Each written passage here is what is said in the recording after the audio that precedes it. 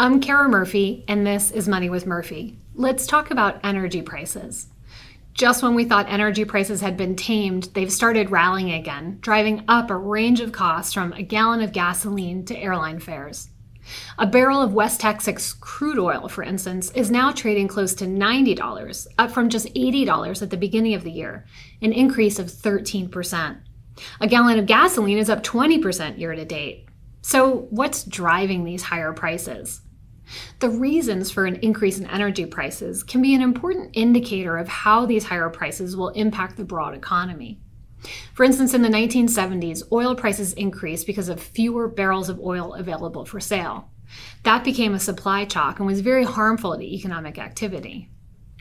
In a similar vein, earlier this month, Saudi Arabia announced it would extend its earlier production cut of 1 million barrels a day through the end of the year. Then Russia temporarily banned diesel exports, even as global diesel inventories are at low levels, in hopes of protecting its supply for domestic buyers.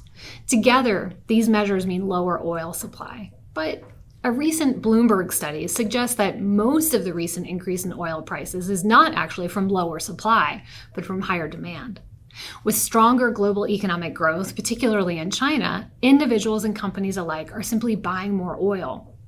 This lower supply and higher demand comes at a time when the U.S. government's ability to respond is more limited than it has been in the past. At other times when oil prices have been high and/or supply has been low, the government has been able to sell oil from its Strategic Petroleum Reserve, or SPR. Currently, though, that reserve is down by nearly half its level a few years ago. That said, the actual impact of the reserve is quite limited and really tends to be more about political theater. Even at its height, the reserve represented less than 3% of U.S. oil consumption. The good news is that gasoline and other commodities take up a relatively small proportion of the average American's household budget. Gas and other energy goods, for instance, today make up just 3% of real personal consumption expenditures. That proportion has been in steady decline since its peak of nearly 12% in 1959.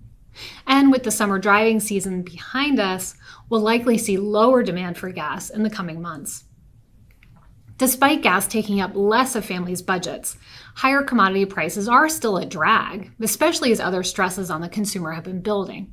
We've seen higher delinquencies on credit card and auto loans, and the potential for student loan debt repayments restarting. Higher energy prices also help to keep inflation at levels higher than what the Federal Reserve is comfortable with.